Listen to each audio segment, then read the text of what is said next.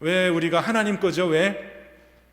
예, 그게요, 하나님이 이렇게 우리 우주 만물을 만드셨으니까, 그죠? 당연히 우리가 하나님의 피조물이니까 우리는 하나님 거예요. 근데 하나님이 이스라엘 백성들 보고 너는 내 거다, 너는 내 거야, 내가 너의 하나님이야 라고 얘기했을 때, 우리 아까 38절 55절 말씀하신 너는 내 거야, 내 종이야, 그 의미가, 특별한 의미가 있습니다. 우리 이사야서 43장 1절 말씀에 이제 그 의미가 이렇게 나오고 있습니다. 우리 같이 한번 이사야서 43장 말씀 있나요? 제가 한번 읽어드리겠습니다. 야곱아, 너를 창조하신 여호와께서 지금 말씀하시느니라. 이스라엘아, 너를 지으신 이가 말씀하시느니라. 너는 두려워하지 말라. 내가 너를 구속하였고 내가 너를 지명하여 불렀나니 너는 내 것이라. 너는 내 것이라. 이 말씀이 좀 안 나와서 좀 여러분이 잘 들어보세요. 야곱아, 너를 창조하신 여호와께서 지금 말씀하시느니라. 너는 내 것이다. 이제 하나님께서 이스라엘 야곱을 보면서, 야곱의 조상을 말하면서, 이스라엘 조상을 말하면서 내가 너를 창조하였다, 너를 지으신 이가 말씀한다. 너는 내 것이다. 하나님이 소유권을 주장하는데요, 내가 너를 지었잖아, 내가 뱃속에 있을 때부터 내가 너를 알았잖아, 너는 내 거야, 그렇게 얘기를 해요.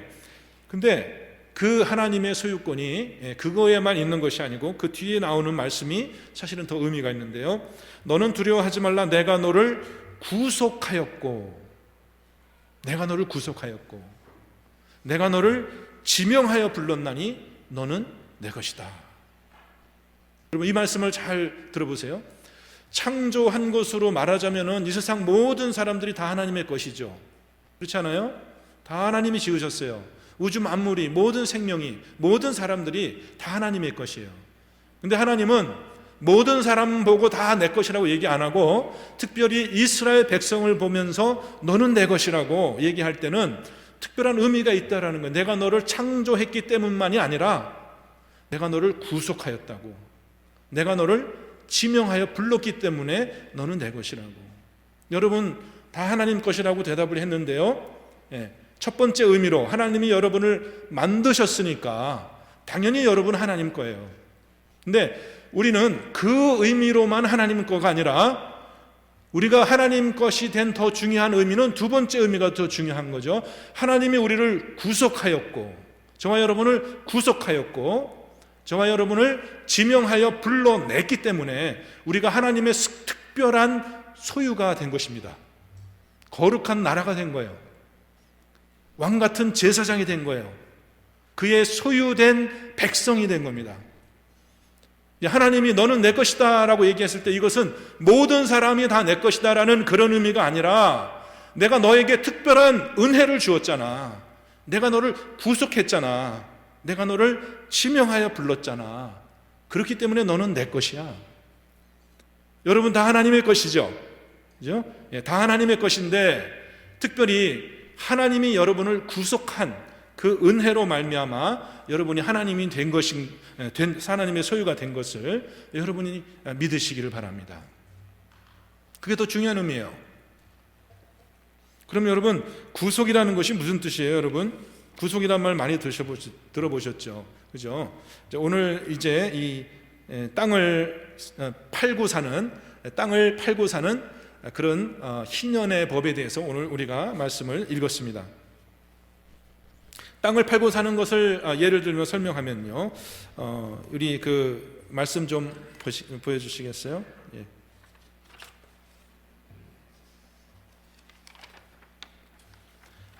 죄송합니다. 제가 23절 읽었고요. 그 다음에 24절, 만일 25절, 25절 보여주세요.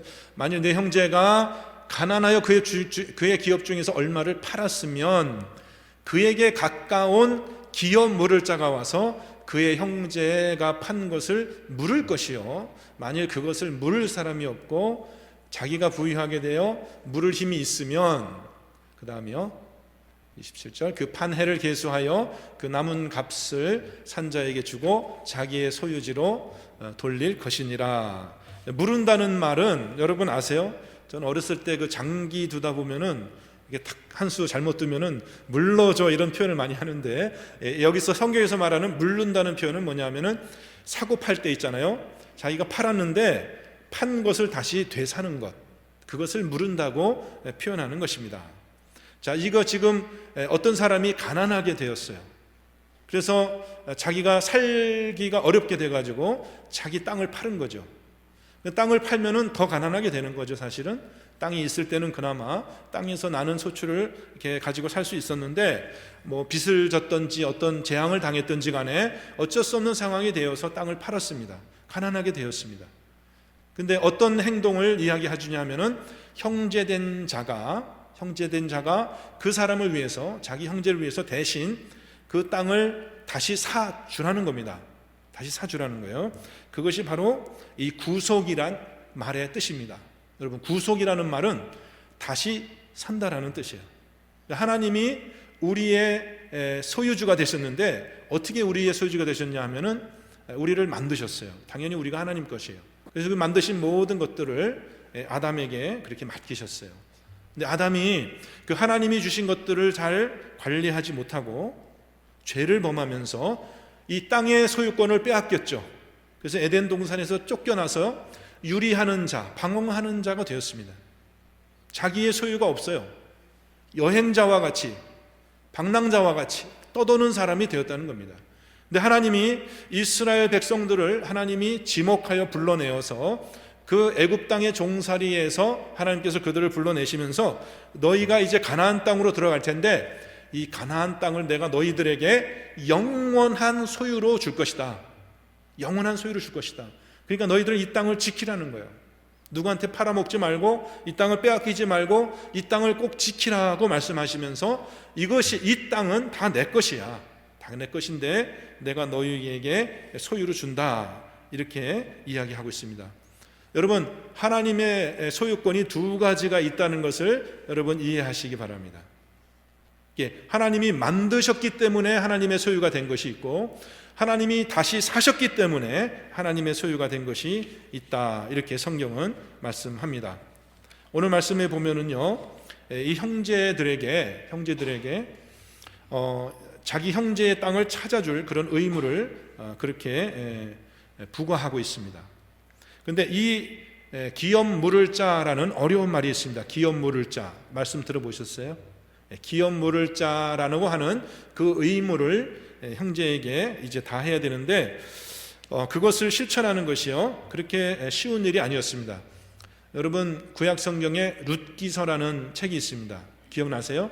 룻이라는 여인이 있었는데요, 먼 이방 여인이었는데 룻의 시어머니가 있습니다. 시어머니 이름이 뭐죠? 나오미죠. 나오미. 그러니까 나오미의 며느리인데요, 룻이 원래는 모압 여인이었는데 이스라엘 나오미의 아들하고 결혼했다가 과부가 되었습니다. 그래서 다시 유대 땅으로 베들레헴으로 돌아왔는데, 자, 이 나오미가 자기 남편하고 그 자기 고향을 떠날 때 자기가 가지고 있던 땅을 다 팔았던 겁니다. 가난해서 형편이 안 돼서 다 팔고 이방 땅으로 이사 갔다가 다시 돌아왔어요. 돌아오니까 어떻게 됩니까? 이제 거기서 살려면 자기도 경작할 땅이 있어야 되는데 땅이 없으니까 이 룻을 어디로 보내냐 하면은 보아스라는 사람의 그 밭으로 보내가지고 거기서 이제 이삭을 주어서 그렇게 시어머니를 봉양하게 되는데요. 그 스토리를 아시죠? 예.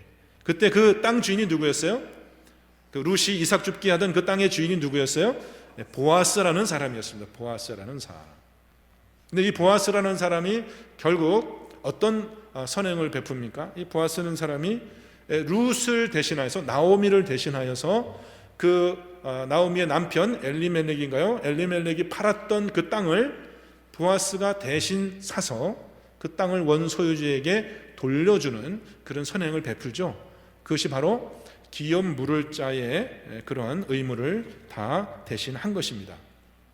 그래서 이 보아스가, 베들레헴 출신의 이 보아스가 예수님의 족보에 예수님의 족보에 오르는 그런 영광을 이렇게 누리게 됩니다. 그래서 보아스가 이제 룻하고 결혼해서 낳은 그 아들이 오벳이시고요. 이 오벳이라는 사람이 바로 다윗의 할아버지가 돼요. 오벳이 이새를 낳고 이새가 다윗을 낳는 그런 예수님의 족보에 드는 그런 결혼을 이제 하게 되는 거죠. 근데 여러분, 이 보아스가 베풀었던 이 기업 물을 자의 의무를 자기 형제에게 베푸는 이것은 장차 예수님이 오셔서 우리에게 베푸실 그 은혜를 미리 보여주는 그런 연습이었다는 겁니다, 여러분.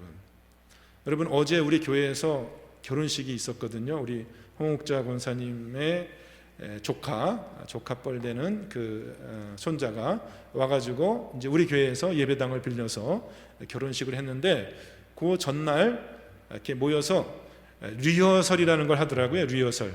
여러분, 뭐 중요한 일이 있을 때는 반드시 그 일 하기 전에 여러분 연습을 한번 해보죠. 그죠? 그걸 우리가 리허설이라고 합니다. 근데 하나님도 그거를 우리에게 보여주시는 거죠. 정말 예수님이 이 땅에 오셔서 이룰 그 일을, 예수님이 성취하시고 예수님이 하실 그 일을 미리 우리로 보여주게 하기 위해서 이스라엘 사람들에게 이 희년의 법이라는 것을 정해줬어요. 그래서 너희들 매 50년이 되면 너희들 매 어떤 종들, 너희들의 몸을 팔아서 가난해서 너에게 몸을 팔았던 그 종들을 다 풀어줘. 그리고 네가 형제들에게 샀던 그 땅들 있잖아, 땅들, 그 원주인한테 다 돌려줘. 그리고 빚 있지, 빚, 너한테 빚진 사람들 있지, 빚을 다 그냥 탕감해줘. 이 50년의 이 해를 거룩하게 만들어서 모든 사람들에게 자유를 주라고, 그렇게 하나님이 이스라엘 사람들에게 그러한 명절을 이렇게 제정해 주신 겁니다. 그러니까 그들은 50년마다 이 희년이라고 하죠. 여러분 들어보셨죠? 희년. 50년마다 이 희년의 해가 되면은 다 풀어주는 거예요. 종들도 다 풀어주고 빚쟁이들의 빚도 다 갚아주고 땅도 원래 주인에게, 내가 샀던 땅이라도 원래 주인에게 다 돌려주는 그런 은혜의 해를 통해서 이스라엘 백성들은 이제 무엇을 배우는 것입니까? 하나님의 해, 하나님의 은혜의 해가 우리에게 다가오고 있구나. 우리가 이런 은혜의 법을 지켜 사는 것이, 이것이 바로 하나님께서 우리에게 주실 그런 삶이구나라는 것을 50년마다 한 번씩 그렇게 되풀이했다는 거죠. 자, 누가복음 4장에 보면은요, 예수님이 이 땅에 오셔서 제일 처음 마귀에게 시험도 당하시고 세례도 받으시고 모든 것을 마치신 다음에 공생애를 제일 처음 시작하실 때 나사렛의 그 회당에서 했던 말씀이 누가복음 4장에 기록되어 있습니다. 그 말씀이 자막이 준비됐나요? 누가복음 4장 18절에서 21절 말씀입니다. 누가복음 4장인데요. 이게 이렇게 수정된 파일이 아니라 이게 이전 파일로 됐나 봐요. 다 이게 수정이 됐었는데. 누가복음 4장, 여러분 자막이 없으면은 여러분 누가복음 4장 18절 말씀 펴서 한번 같이 보시면 제가 읽어드리겠습니다. 여러분 잘 아시는 말씀이에요. 나사렛 회당에서 예수님이 사역을 시작하시면서 이렇게 얘기해요. 주의 성령이 내게 임하셨으니, 주의 성령이 내게 임하셨으니 이는 가난한 자에게 복음을 전하게 하시려고. 누가복음 4장 18절 말씀입니다. 내게 기름을 부으시고 나를 보내사 포로된 자에게 자유를, 눈먼 자에게 다시 보게 함을 전파하며 눌린 자를 자유롭게 하고 주의 은혜의 해를 전파하게 하려 하심이라 하였더라. 은혜의 해를 전파하게 하려 하심이라. 그러니까 예수님이 이 땅에 오신 목적 자체가 은혜의 해를, 주의 은혜의 해를 전파하기 위해서, 선포하기 위해서 예수님께서 이 땅에 오셨다는 것입니다. 그 다음에 책을 덮어요. 그 이사야서의 책을 회당에서 읽고 나서 그 책을 덮은 다음에 그 앉은 자들에게 예수님이 이렇게 말씀하십니다. 이에 예수께서 그들에게 말씀하시되 이 글이 오늘 너의 귀에 응하였나니라. 이 글이 오늘 너의 귀에 응하였나니라. 자, 이 글이라는 건 뭐예요? 하나님이 나에게 기름을 부으셔서 가난한 자에게 복음을 전파하게 하는 그 일이 예수님을 통해서 오늘 지금 이 자리에서 이루어졌다라고 예수님이 선포하셨다는 것입니다. 그러니까 예수님이 하신 그 일들을 한번 보세요. 가난한 자에게 복음을 전하게 하시려고. 여러분, 가난한 자에게 복음이라는 것은 기쁜 소식인데요, 좋은 소식인데요, 가난한 자에게 복음이라는 것은 도대체 뭘까요? 여러분, 지금 가난해가지고 자기 땅을 뺏겨버렸어요. 가난해서 자기 가족들도 다 종으로 팔려갔어요. 가난한 자에게 좋은 소식이 뭐예요? 경제적으로 파탄이 나서 참 어려운 가운데 있는 사람에게 좋은 소식이 뭐예요? 너희들의 땅을 다시 가져가라. 너희들이 팔렸던 너희 가족들도 다시 찾아가라. 너희가 자유하게 되었다. 이것이 여러분 좋은 소식 아닙니까, 여러분?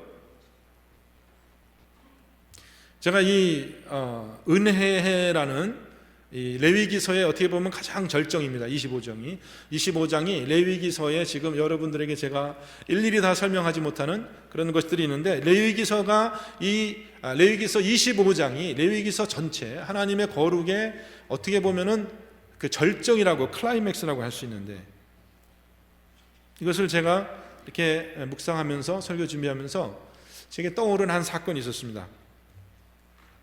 여러분, 우리나라가 지금으로부터 한 100년 전쯤, 한 50년 전쯤에 우리나라가 참 못 살았죠. 가난했죠. 그렇죠.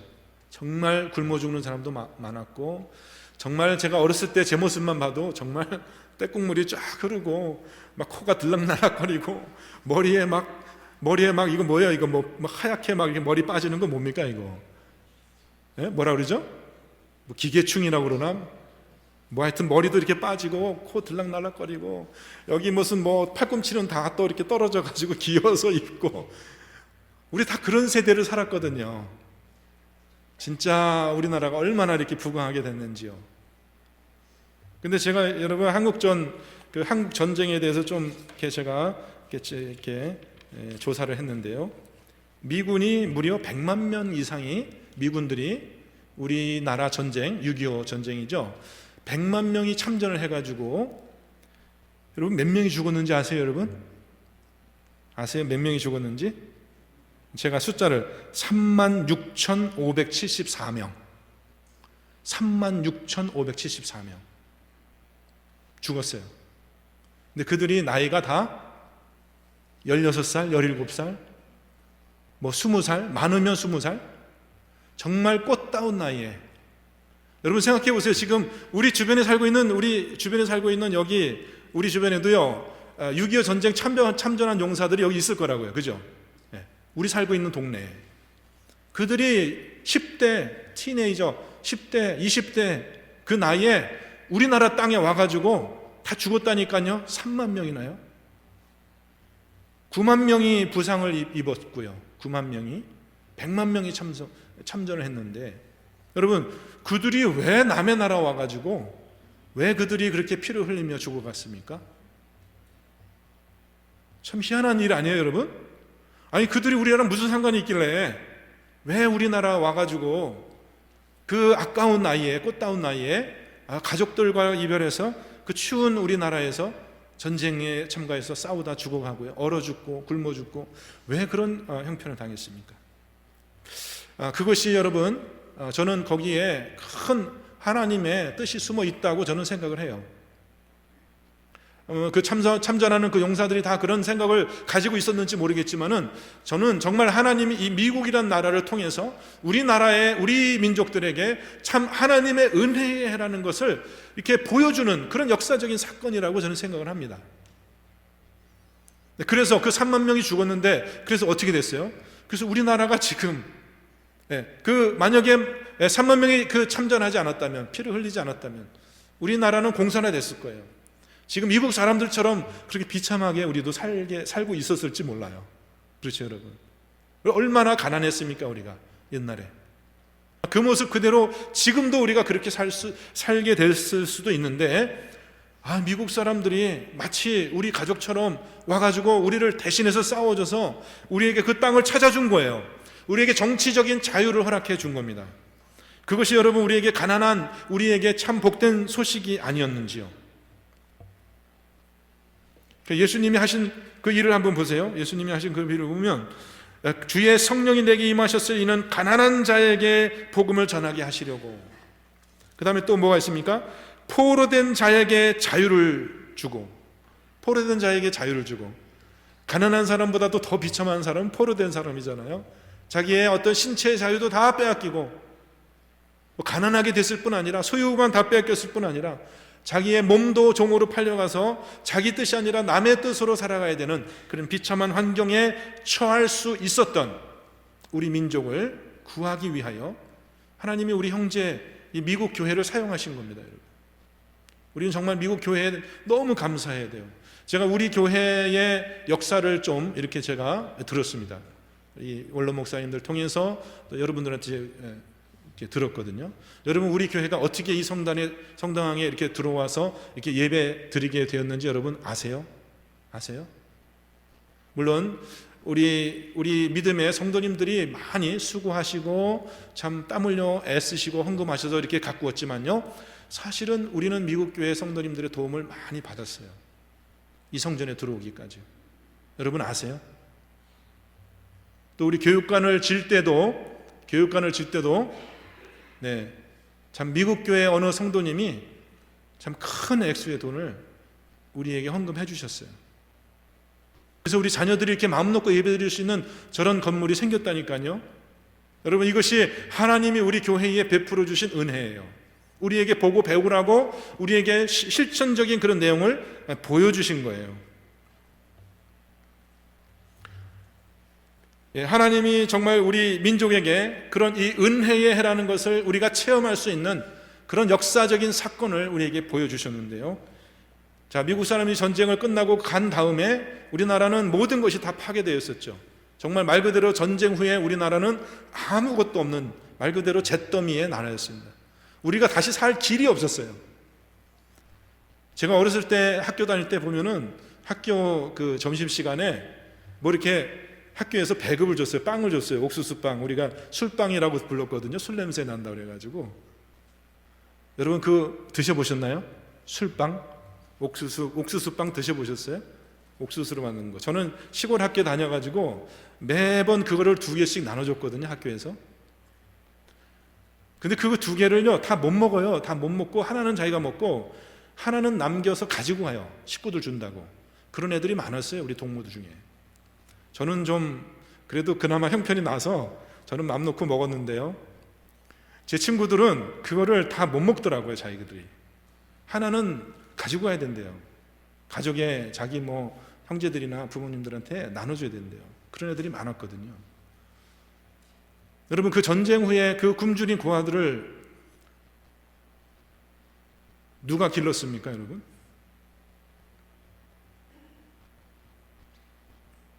우리가 기른 게 아니에요. 미국 사람들이 다 입양해가지고 그 아이들 지금까지도 키워줬어요.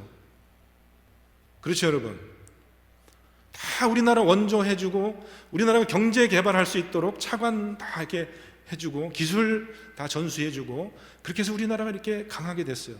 부자 나라가 됐어요.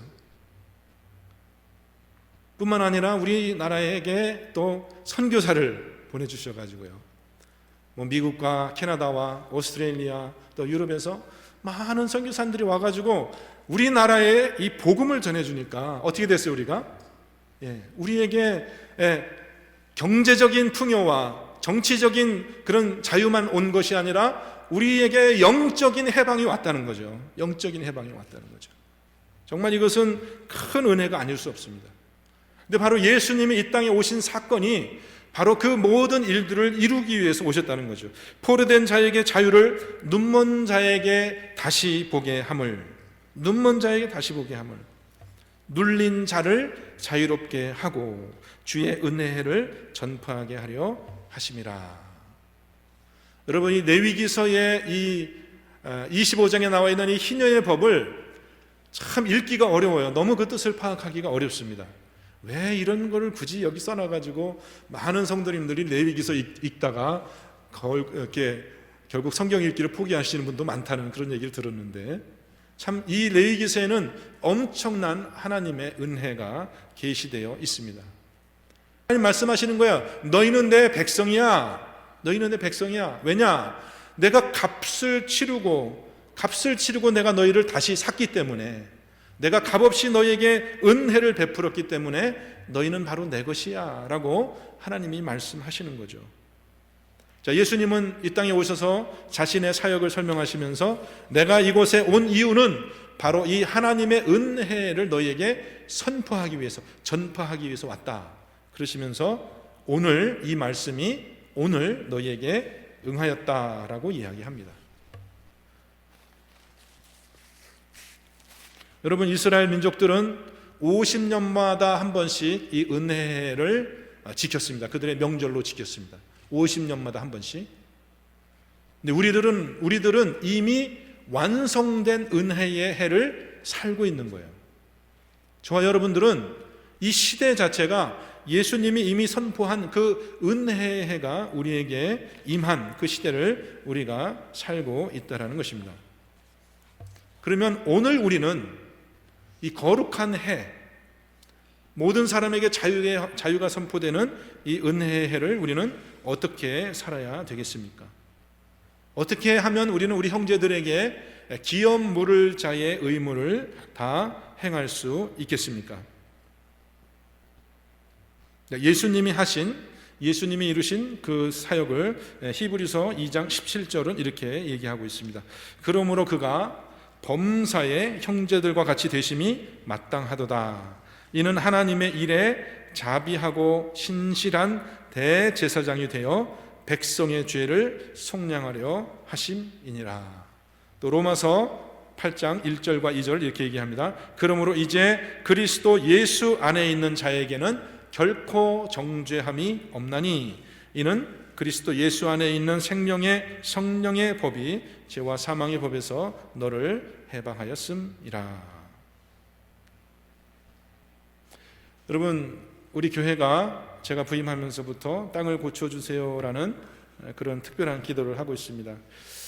이 땅을 고쳐주세요라는 이 기도의 의미는 무엇이냐 하면은 우리가 살고 있는 이 베이 지역을 위한 기도인데요, 이 베이 지역에, 우리가 살고 있는 이 지역에 하나님의 은혜가 선포되게 하여 주옵소서. 가난한 자에게 복음이 들려지게 하여 주시고, 눌린 자에게 자유가 선포되게, 갇힌 자가 풀려나고 눈먼 자가 다시 보게 하는 그 희년의 기쁨이 선포되는 그런 해가 되게 해 주십시오라는 기도와 일맥상통한 기도입니다. 제가 이 산호세에 이사 온 지 한 2년 좀 넘었는데요, 그렇게 오래되지 않았습니다. 근데 산호세 와서 제가 제일 많이 듣는 그런 어떤 소리 중에 하나가 뭐냐면, 산호세 집값이 너무 비싸대요. 집값이 너무 비싸가지고 여기서 살다가 더 이상 여기서 못 살게 돼가지고 딴 주로 이사 가시는 분도 많이 봤습니다. 여러분도 보셨죠? 그러면 보셨어요? 못 보셨어요?